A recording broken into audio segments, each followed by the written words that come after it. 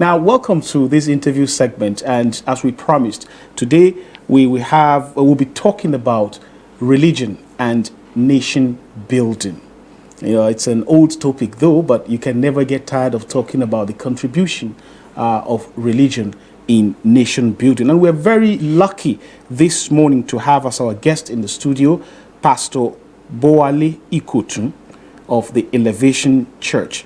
Pastor Bowale. Bowale. Okay, Yes. It makes sense now. Good morning, and it's good to have you. Good morning. I'm so glad to be here, and thank you for the privilege to be here today. Thank you so much. All right. Yeah. Religion and nation building. Yes. What's the connection? Okay. I want to start with a quote from Martin Luther King Jr., which we all know, was a pastor and was the civil rights, at the forefront of civil rights movement in America in the 1960s. He said that any religion that professes to have solution to the soul of man, but is blind to the slum that damns them, or the economic conditions that cripples them, is a moribund religion that is on the way to its burial. And so we believe that any form of religion is part of nation building. Any form of true religion is part of nation building. And as a church, this is is at the forefront of what we do as a church. So we believe, and if you also remember history, the people that brought civilization to part of Africa is from the churches. The missionary churches, they came, they introduced education to us, and all of that, which form the bedrock of our civilization that we have today, especially in Nigeria. So religion has always been a part of nation building, and we as a church, we believe that we have our own part to play, and other churches, all around Nigeria and the world at large. Okay, issues that have to do that are faith-based. I like getting into the nitty-gritty of it because we've come from a place where, like you've just done right now, we give a general definition to concepts and then apply them in our conversations. Yeah. And we know that we are in now very interesting times where people are beginning to question some, established faiths, even questioning the existence of the Almighty Father. God as it were. So what is religion? Let's start from there, and then we move into what do we mean by nation building, and then we see where these two actually connect, regardless of what you call your religion. Yes. Fantastic. So religion, as we know it, is just a way in which people want to connect with something that they believe is higher than them. That's just a generic definition, and it's not how do I put it now, to a particular faith. Yes. People, the way God created us, we always believe that there's a being that is higher than us. We always believe that there's somebody, up there that is higher than us that we want to serve. And that's how God created man. So even before the introduction of Islam and, Christianity in our world, people were in search of a deity, let me put it that way. And that's a form of religion where you are searching for a superpower that is higher than you, that can guide you, that can help you. So in the summary, that is what I would call religion, and it's in different form, whether you're a Christian, whether you're a Muslim, whether you're a traditionalist, everybody is in search, of a God that is higher than them, that can guide them and help them in their way. So very quickly, before Joy jumps in. Because I'm itchy. Yeah, I know. Is there a difference between religion and faith? There is a difference, and there is also a connection. Okay. Because religion is not complete without faith. Faith means that you believe in something.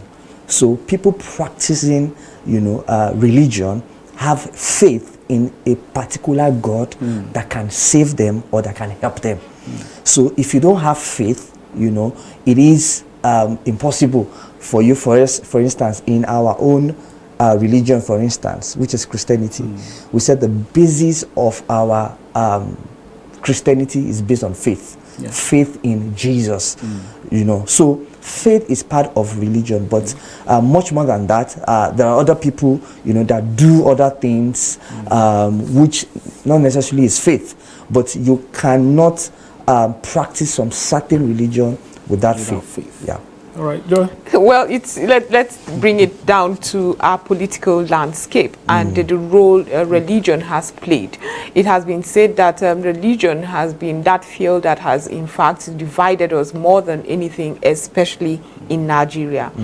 And I would also like you to mention at what point you draw the line, because it seems like the pulpit, which is supposed to be sacred for a lot of people, have been used now as tools to campaign. If a pastor, for instance, or a religious leader has a preferable candidate, he uses the pulpit to campaign. And I came there for worship, and I probably do not believe in that particular candidate, and it disturbs the person. So where do you draw the line? While you have alluded that it's right for religion to be part of nation building, where do you draw the line? Okay, so when it comes to, so let me backtrack a bit and talk about religion being part of nation building. It does not necessarily mean that we should use our platform to speak about our preferences, like you have just said. Political interest. Yes, political interest, to further our political interest. It is to encourage our members to be a part of the process. And that is where, personally, my personal view is I would rather focus my energy on telling my members to join a political party, to be a part of the process of the people that decide who rules us, rather than, standing on my pulpit and say, vote for this particular candidate. Is even from the ethics of the profession as a pastor, that I have been trained. I can't speak about other people.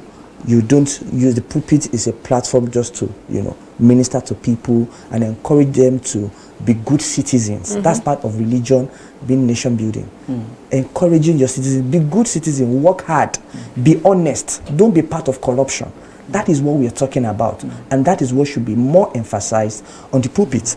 And encourage your members, be part of political parties, be part of the decision making, ensure that righteousness, stands in your political party. So personally, from where I stand, I think that is where we should draw the line. I don't think, in my own personal opinion, any pastor should come on the pulpit and say, vote for this particular candidate, because even your members, all of them belong to different parties. And you should be a father to everybody, whether they are in this party or not. You should be a father to all. So by the time you choose sides, it's not the best. So in my own personal opinion, I think the pulpit should encourage the soft side of nation building, which is be an honest citizen, obey the traffic lights, don't participate in corruption in your office, ensure that the right things are done. That is what we should use the pulpit for.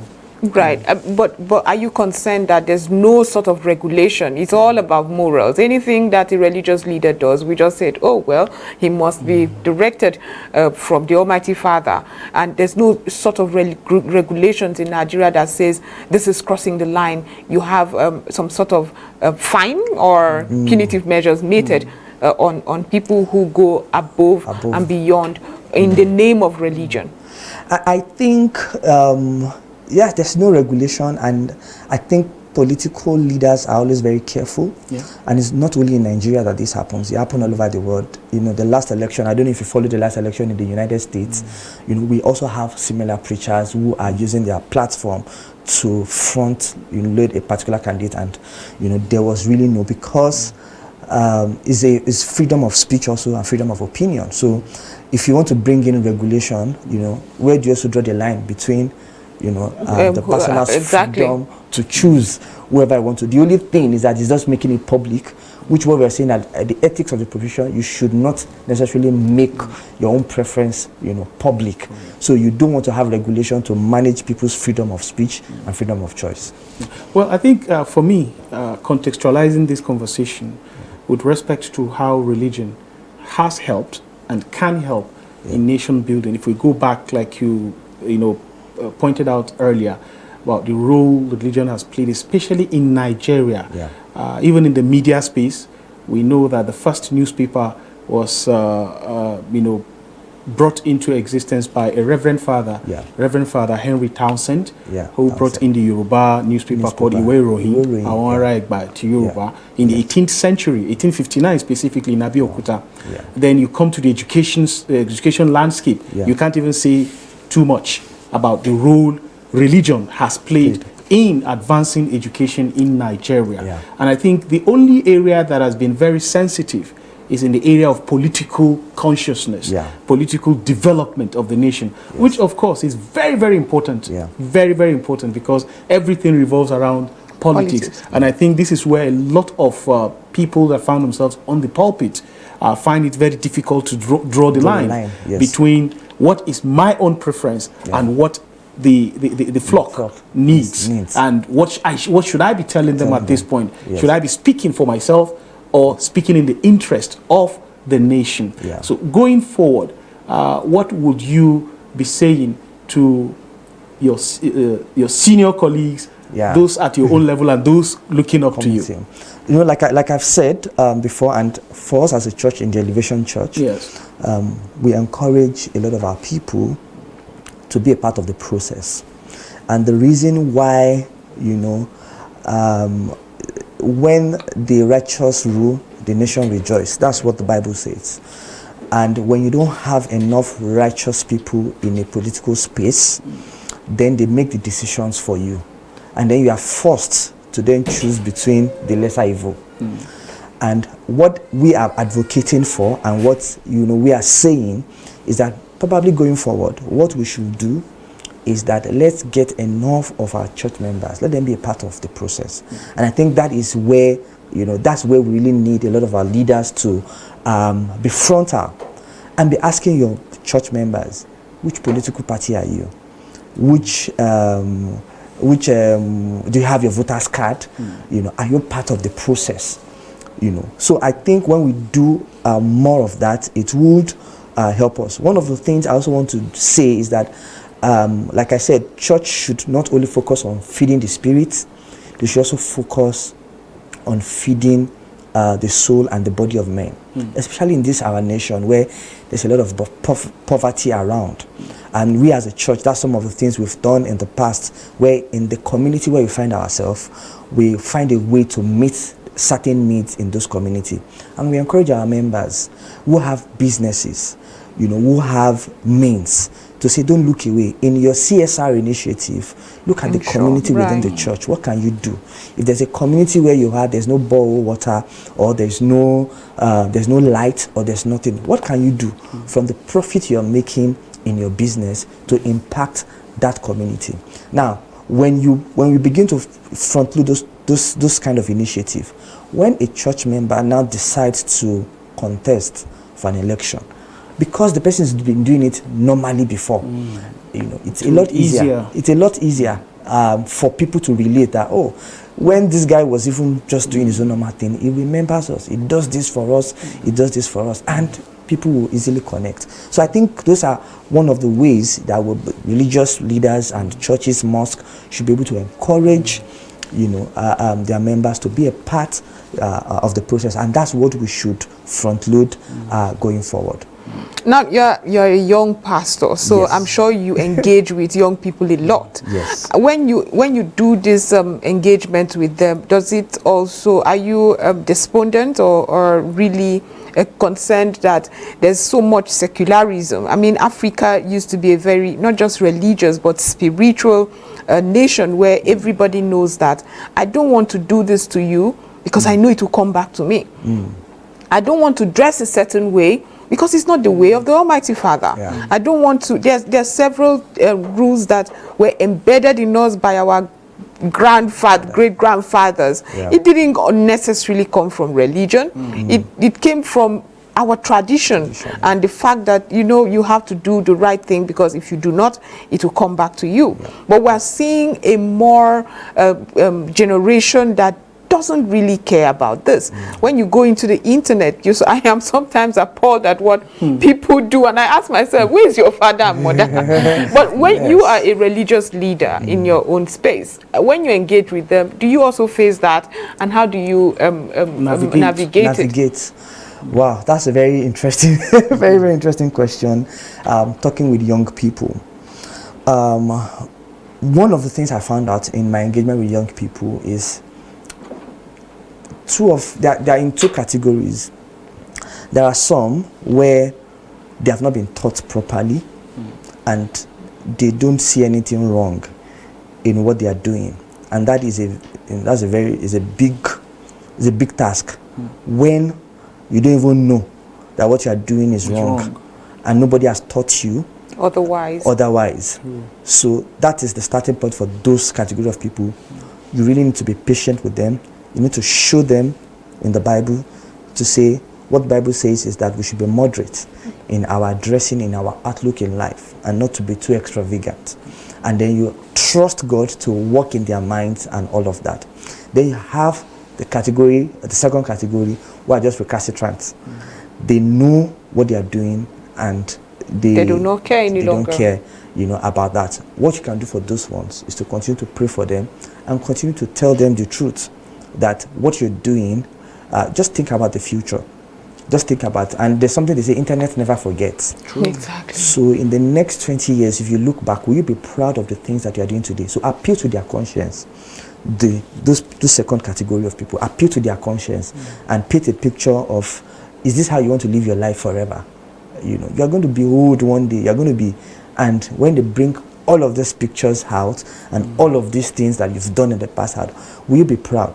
Will it be a good legacy to hand over to your own children, basically? So just appeal to their conscience. And once in a while you see some of them listen, some of them will take some time, some people will never listen, and you just keep praying for them, basically. Well, I know that the basics of every nation, especially talking about the blocks that build a nation, the family is at the core. And if we miss it at the family level, every other thing will crumble.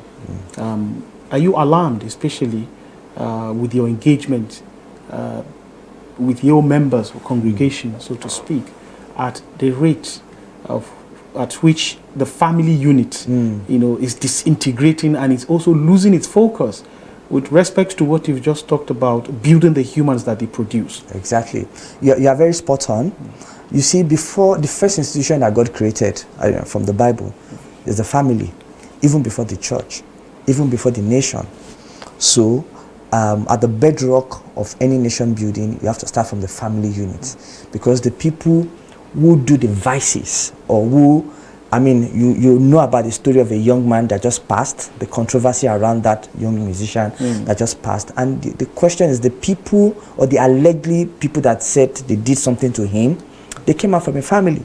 There's a particular name that has been ongoing. Those kind of people, actually, then you ask yourself, what kind of family did these people come from? So it's one of the cardinal points. Our lead pastor is Pastor Godman Akinlabi, who is the general overseer of our church, or we call it lead pastor. Other people call it general overseer. Okay. Who is the founding pastor of our church. That is one of his area of passion and concern. In fact, as a church, in this month of September, all through Sundays and our midweek services, we have been addressing the issue of family, issue of relationship, so that we ensure that that unit is sorted out, so that unit, they pay all the necessary attention that is necessary for that particular unit. So as a church, we recognize the fact that family is very important. Okay. So we have a big family life ministry where we engage people, young people, we teach them, how to choose right. If you're in a relationship, these are the basic things that guide relationship. If you are married, these are the way you behave to your spouse. And then we also have a parenting ministry where there's a way you need to parent children these days. We look at some of the mistakes some of our parents made in parenting us.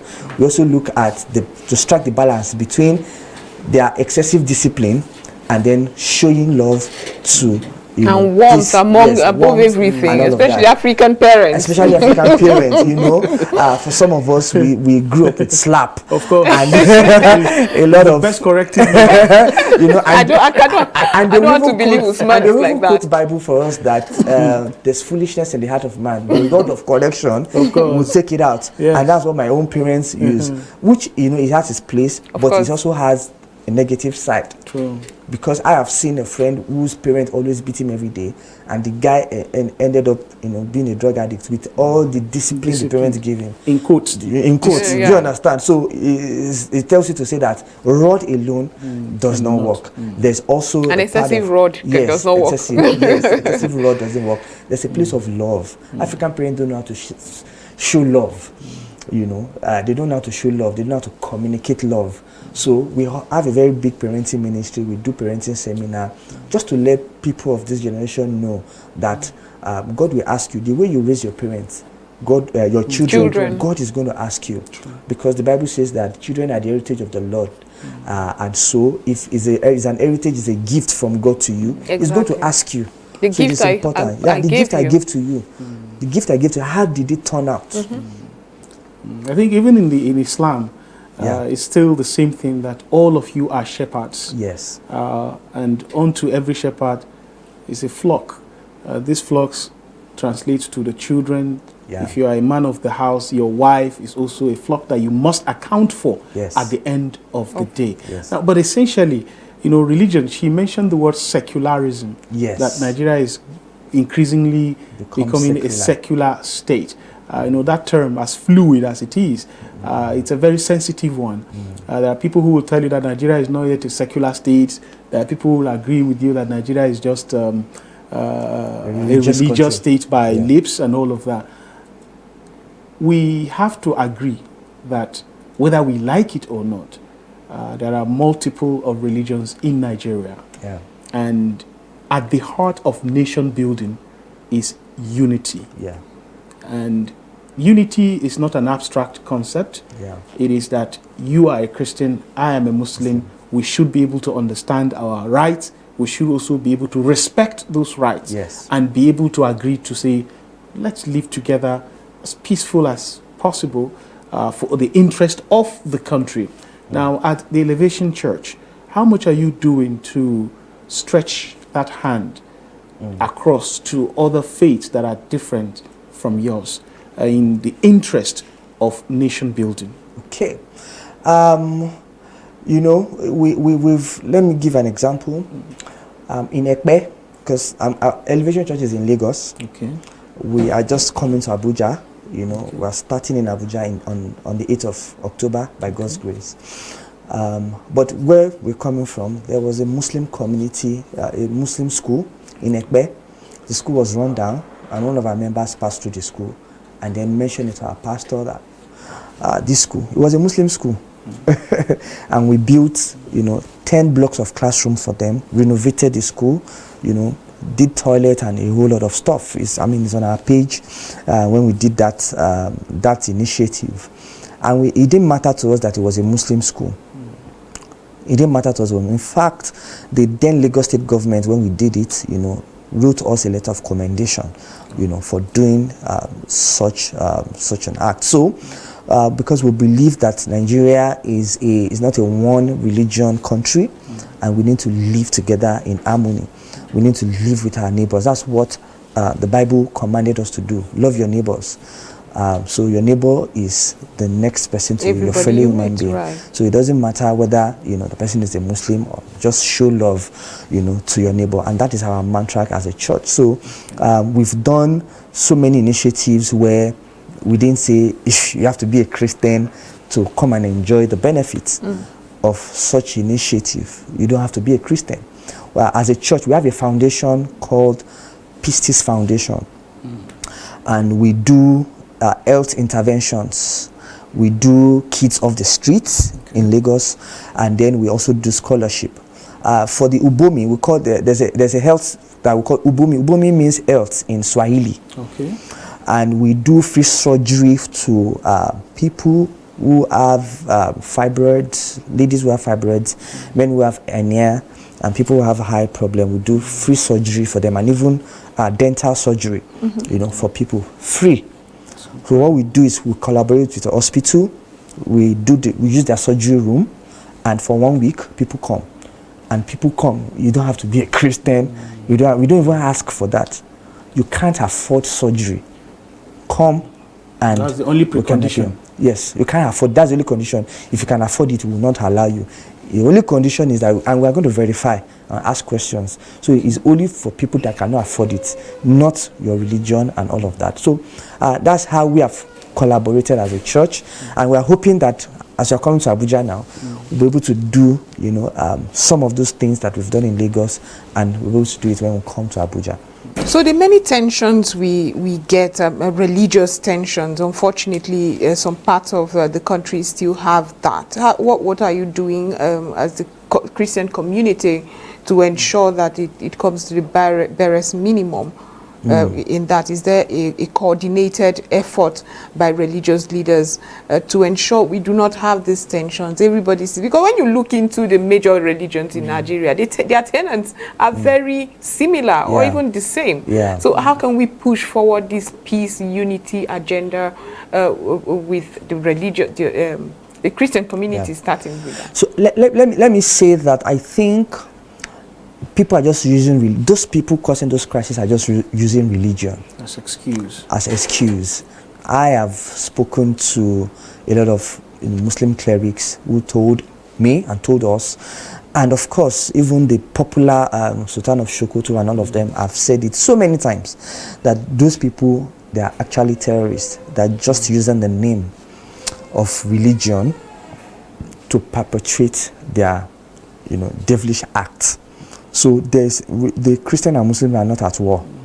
As a matter of fact, those of us in the Southwest, there is a high probability that you are connected to a Muslim. Exactly. In fact, there is no, in my family, of course, my mom used to be a Muslim and then converted. So my mom's dad was the chief imam in Iwo before he passed. So, I mean, my grandfather... You've always had the tolerance. Yes, so it is, so I mean, how do you want to do that? But in those other parts of the world, they are hide under the name of religion to perpetrate their act. So we are not, Christians and Muslims, we are not at war at all. It is terrorists, if I use that word, and other religions that are at war. Criminal elements. Yes, criminal elements. So there is no religious tension at all. However, how can we ensure that it's not promulgated? So what we can do basically is, I think, education.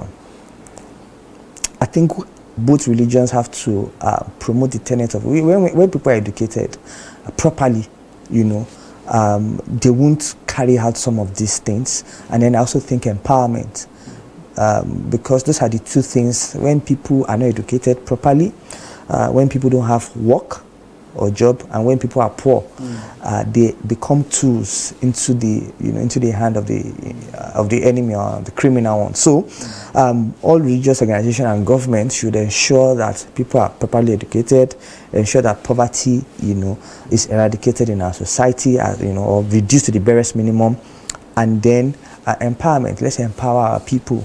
When people are empowered, they won't have time to do some of those things. So I think on those three things, we would be able to stead the tide of criminal people in our society. I think you've just touched on the points that I wanted to bounce off on, which has to do with economic power, which relates to poverty. And I wanted to ask, how much role is poverty playing in enabling these criminals, as you've mentioned, use the people against each other, and then using religious names as cover-ups? How much role is poverty playing in this regard, and what can we as a people and as a government be doing going forward? Because we're talking about the role of religion in nation building, and I always like going back to see where we're coming from. In those days when schools were built by the missionaries and all of that, there was no question of whether you're a Christian or Muslim. The Sanusi, Muhammad Sanusi of this world, This is someone who attended King's College. Yeah. And before then, there was a Christian school he attended in Lagos. Yeah. Many prominent northerners who are Muslims, they give testimonies to how best of education they had in these missionary schools. And then you now ask the question, where did we go wrong? But of course, poverty, like you said, must have a hand in it, right? Exactly. I mean, when you are poor and you don't have hope, and do you have anything, and somebody promises you something, and you know, of course, also the value system has been destroyed also, and like, I want to survive. So anybody that promises you anything, you are willing to do whatever they are asking you to do.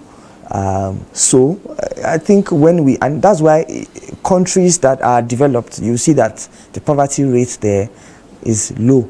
So if you look at the terrorism index, you will see that there's a correlation between poverty. See, the countries where the terrorism index is high, you know, you will see that there's poverty is also high there. So there's a connection.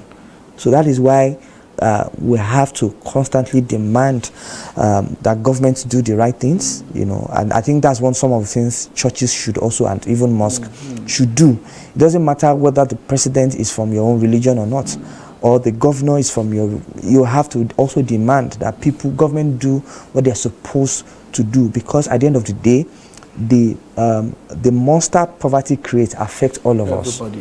It affects all of us, which is why it has to be all inclusive. You know, everybody, all the religious organization, all the churches, let's come together, you know, let's fight this demon called poverty. And let's also ask government who has a major responsibility of ensuring that people are empowered to eradicate or reduce poverty to the barest minimum. Because until that happens, I don't think, you know, it will be very, very easy for us to fight criminals and terrorism in our nation. Let me ask something that a lot of Nigerians are wondering. It might be taking you a little back to the conversation we had, but it's interesting. I'd like to know. During elections and prophecies during the beginning of the year, we have God supposedly telling different pastors, especially different prophecies. And Nigerians often hold very tightly to that, especially during elections. Oh, God has told me this is the person that will emerge. At the beginning of every year, there is the New Year prophecies where God tells, and it's different. Please help me make sense of it. Are you getting different gods? Is it one God that is telling different people different things? Is somebody telling a lie? I believe in God. I believe He's supreme. He doesn't make mistakes. So what's going on? I really don't know how to answer that. But you know, I think, I mean, I can't judge other people. I can't speak for other people, you know, like I said. But you have prophecies yourself that you reel out to your members, of course. Yes. I mean, I don't want to use the word prophecies, but like the things we believe God is telling us, you know, to do. And you know, prophecy is also very dicey. So you can't, and maybe some of the pastors may be using that, but don't let me also go there. But let me say prophecy. I don't mind you going there. So this is the way prophecy works. Right. God shows you something that this thing is about to happen. Two things can happen. It tells you to pray so that it doesn't happen. So if you pray and it doesn't happen, it doesn't mean that was a lie. And I'll give you an example. Prophet Ezekiel in the Bible, you know, there was a prophecy that went to say he's going to die. And then he prayed, and God extended it. So does it mean that the prophet lied? Because it was the prophet that gave him that word to say, God says that you are King Ezekiel, that you are going to die. And he prayed to God, and God changed his mind. Do you understand? So you can't absolutely say that prophecy is wrong. I'm just talking from my own personal opinion. No, we'll continue this. Do you understand? So if God has revealed something to you, that maybe something is going to happen and all of that. So, and that's why it's very controversial, but I'm just giving my own personal opinion, you know, so you can't necessarily categorically say that somebody is lying or not. But So like I said, his mind after everybody, God is judging everybody, and I leave everybody to. I think for me, it all boils down to what I said earlier about definition of concepts and their applications. Yeah. You've just tried to distinguish what actually is prophecy and what is a revelation, so to speak. And then the application of these terms depends on who is talking at that particular point in time and what he or she wants to achieve. But in any case, I think that question is very important because it always features prominently at the beginning of every campaign season, where you have men of God come forward to tell congregations and the world generally actually about predictions, who will win, who will not win, who God says they should vote for, and all of that, which is very important in our political conversations. But of course, like you said, going forward, people, you were trying to make emphasis on proper education. I've had this conversation with someone before. There are people who can read and write, and they apply this ability to do all of this, which comes from education, to manipulate the minds of others. And then, of course, for me, I emphasize more on critical thinking. It's the savior today. A lot of people can read and write. We've come a long way from the figures we used to have of literate people in the past. And at this point, a lot of people can be able to read and write, courtesy of education through whatever means. But what is lacking for me, especially to escape religious manipulation, is ability to think critically for yourself. So that when someone is telling you, go this way, you should be able to ask questions within you and then decide for yourself the best alternative route to take. I just said I should add that. That's amazing. I think that's really spot on. And but we have to let you go. We're really running out of time. So what would your goodbye statements be for Nigerians watching you right now? Especially from the Elevation Church. Yes, you can see we said greatness in Abuja. So our vision is to make greatness common, and people ask greatness. So greatness is not you have more money in your accounts or you know people. And greatness means service. The book of Matthew 20, Jesus was telling his disciples that whoever desires to be great must be a servant of all, and that is where we pick our concept of greatness from: service to God and service to humanity. Makes you and great. That is what, which is what our church is all about. We want to serve God and want to serve the people of our community, serve them in terms of their soul. We're interested in their soul, spirit, and body, because we believe that that is what makes a complete man. And that's why, we have so many branches in Lagos, and this is our first church plant outside of Lagos in Nigeria. Actually, of course, we have in Manchester, London, Canada, and we just opened Houston recently. But now we are coming to Abuja to start another church. We're going to be starting on the 8th of October. It's a venue, I think it's Kashim Ibrahim Way, JD Leisure Park, opposite A-Class. That's where we're going to be having, our services, from the 8th of October. And so, like we said, greatness is in town. We are all about service to God, service to humanity, with passion. And we believe that we would come to Abuja to contribute, our quota to souls of men, and most importantly, to nation building. Thank you so much, Pastor Bowale Ikotun. Thank you for being part of the program from the Elevation Church. Thank you, and I wish you success in your opening the church in the FCT.